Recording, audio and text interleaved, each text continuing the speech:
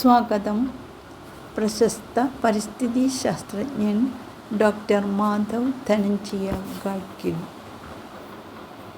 വിട പറഞ്ഞു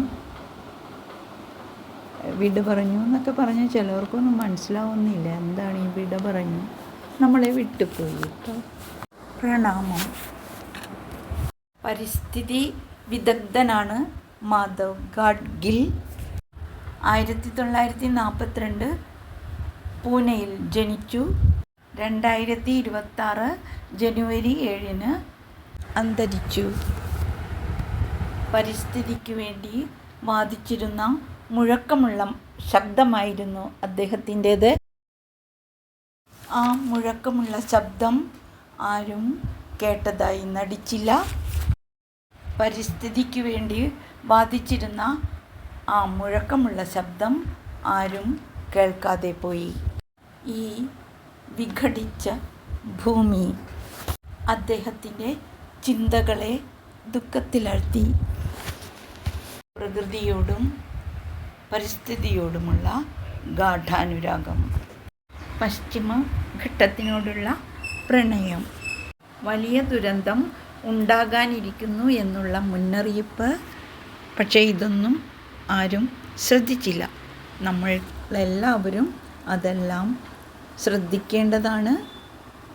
ഈ പ്രണയം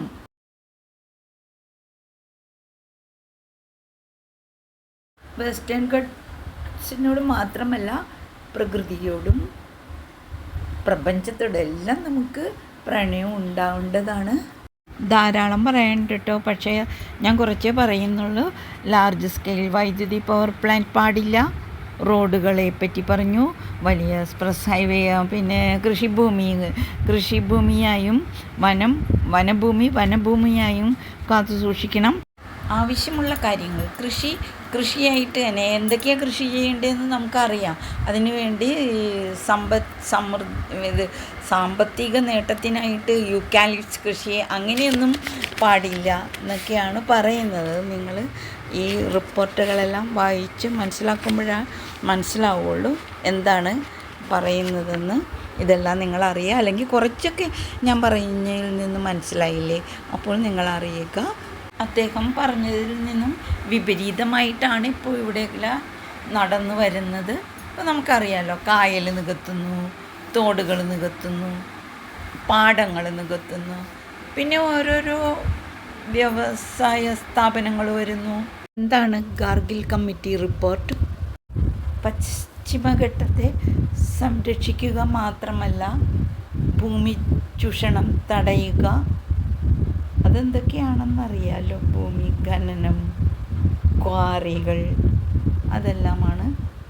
അത് നിങ്ങൾ നല്ലപോലെ പഠിച്ചിരിക്കുക. പശ്ചിമഘട്ടത്തിന് പ്രത്യേക സംരക്ഷണം കൊടുക്കണം എന്നുള്ളത് കാലാകാലങ്ങളായുള്ള ജനകീയ ആവശ്യമായിരുന്നു. വികസന പ്രവർത്തനങ്ങളുമായി ബന്ധപ്പെട്ട് ചെയ്യേണ്ടതും ചെയ്യാണ്ടിരിക്കേണ്ടതും ഒക്കെ പറഞ്ഞിരുന്നു. ജനിതക മാറ്റം വരുത്തിയ വിത്തുകൾ പാടില്ല, പ്ലാസ്റ്റിക് ഉപയോഗം നിർത്തണം. ഇതൊക്കെ എപ്പോഴും നമ്മൾ കേൾക്കുന്നതാണ്. പ്ലാസ്റ്റിക് ഉപയോഗം നിർത്തണം എന്നെല്ലാം. പക്ഷേ പ്ലാസ്റ്റിക് കുറച്ച് നാളത്തേക്ക് അതിനൊരു ഗൗരവം കാണിക്കും, പിന്നെ വീണ്ടും ഇതൊക്കെ തന്നെ ആവർത്തിക്കുന്നുണ്ട്. പ്രാവർത്തികമാകാത്തത് എന്താണെന്ന് ലോബി, മാഫിയ, രാഷ്ട്രീയക്കാർ എല്ലാം കൂടെ അതൊക്കെ ഒതുക്കി. അതൊന്നും പുറം ലോകം കണ്ടില്ല എന്ന് തോന്നുന്നു കേട്ടോ.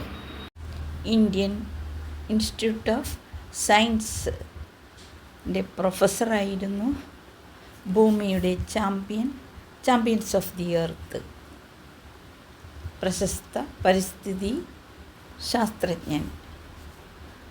Ecological journeys of the science and politics of conservation in പശ്ചിമഘട്ടം എന്നത് ബ്രിട്ടീഷുകാരുടെ മുഷിഞ്ഞ പേരെന്നാണ് അദ്ദേഹം പറയുന്നത്.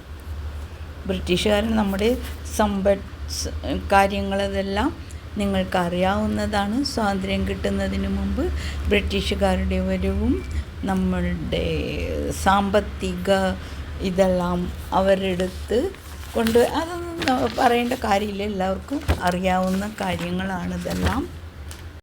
An economic history of India, വിള്ളൽ രാജ്യം. അതായത് നമ്മുടെ രാജ്യത്തെ നശിപ്പിച്ചു. പ്രകൃതിദത്തമായ ഒന്നുമല്ലല്ലോ ഇപ്പോൾ എല്ലാം.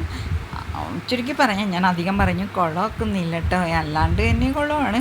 നമുക്ക് ഗാഡ്ഗിലിനെ പറ്റി സംസാരിക്കാം. പശ്ചിമഘട്ടത്തോടുള്ള പ്രണയത്തിൻ്റെ കാര്യമൊക്കെ ഞാൻ പറഞ്ഞല്ലോ. ബയോഫിലിയ എന്ന സിദ്ധാന്തത്തിലായിരുന്നു അദ്ദേഹത്തിൻ്റെ വിശ്വാസം. ജീവനോടുള്ള സ്നേഹം. കേരളത്തിലെ പ്രളയം, അത് ഞാൻ പറഞ്ഞു തോന്നുന്നില്ലേ, 2018 കാര്യമൊക്കെ പറഞ്ഞില്ലേ. പിന്നെ സംസ്ഥാന സർക്കാരിൻ്റെ സിൽവർ ലൈൻ റെയിൽ പദ്ധതി കേരളത്തിലെ വലിയ പരിസ്ഥിതി ദുരന്തമായി മാറുമെന്ന് അദ്ദേഹം ഓർമ്മിപ്പിച്ചു. ഗാഡ്ഗിൽ റിപ്പോർട്ട്, ഇക്കോ സെൻസിറ്റീവ്, പരിസ്ഥിതിയിലുള്ള പ്രദേശം, പരിസ്ഥിതി സംരക്ഷണ നിയമം, മണ്ണൊലിപ്പ്, ചെരിവ്, ചതുപ്പ് സ്ഥലങ്ങൾ, സാധാരണ ചെയ്യുന്ന പ്രവർത്തനത്തിന് നിയന്ത്രണങ്ങൾ. ഗാഡ്ഗിൽ കമ്മിറ്റി റിപ്പോർട്ടിൽ പറയുന്നു, ഖനനം പാടില്ല, മൈനിങ്, പ്ലാസ്റ്റിക് നിയന്ത്രിക്കണം, അങ്ങനെ ഓരോ കാര്യം, മണൽ അത് നിയന്ത്രിക്കണം,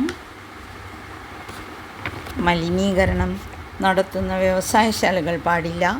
പക്ഷേ ഇതെല്ലാം ഇപ്പോൾ നമുക്കുണ്ടല്ലേ, എല്ലാ കാര്യങ്ങളും നമ്മുടെ നടന്നുകൊണ്ടിരിക്കുകയാണ്. മലിനീകരണം, മണൽ വാരൽ, എല്ലാം ഒന്നും ഇപ്പോൾ ഇല്ലാതില്ല. അതെല്ലാം നമുക്ക് ദൂഷ്യം ചെയ്യുമെന്നാണ് പറഞ്ഞു വരുന്നത്. പാറ പൊട്ടിക്കൽ, പിന്നെ അതുപോലെ തന്നെ ഇപ്പോൾ നമ്മൾ കണ്ടിട്ടില്ലേ, ഒരു 2 ദിവസം പുറത്തിറങ്ങാണ്ടിരുന്ന് 3-ാം ദിവസം പോവുകയാണെങ്കിൽ ഫ്ലാറ്റുകളെല്ലാം പൊങ്ങി ഭൂമിക്ക് താങ്ങാനാവാത്തത്ര ഫ്ലാറ്റുകളാണ് വരുന്നത്. പരിസ്ഥിതിക്ക് കോട്ടം തട്ടാത്ത വിധത്തിലായിരിക്കണം കെട്ടിട നിർമ്മാണം. സിമൻറ്റ്, കമ്പി, മണൽ പരമാവധി കുറയ്ക്കുക. നിങ്ങൾക്ക് ഏകദേശം മനസ്സിലായില്ലേ ഞാൻ പറഞ്ഞതിൽ നിന്ന്? അധികം ഒച്ചപ്പാടും ബഹളവും ഒന്നുമില്ലാതെ തന്നെ അദ്ദേഹം നമ്മളെയെല്ലാം വിട്ടു പിരിഞ്ഞു. അദ്ദേഹത്തിന് പ്രപഞ്ചഗീതയുടെ പ്രണാമം. കുപ്പുകയുടെ ലക്ഷ്മി ശിവ്.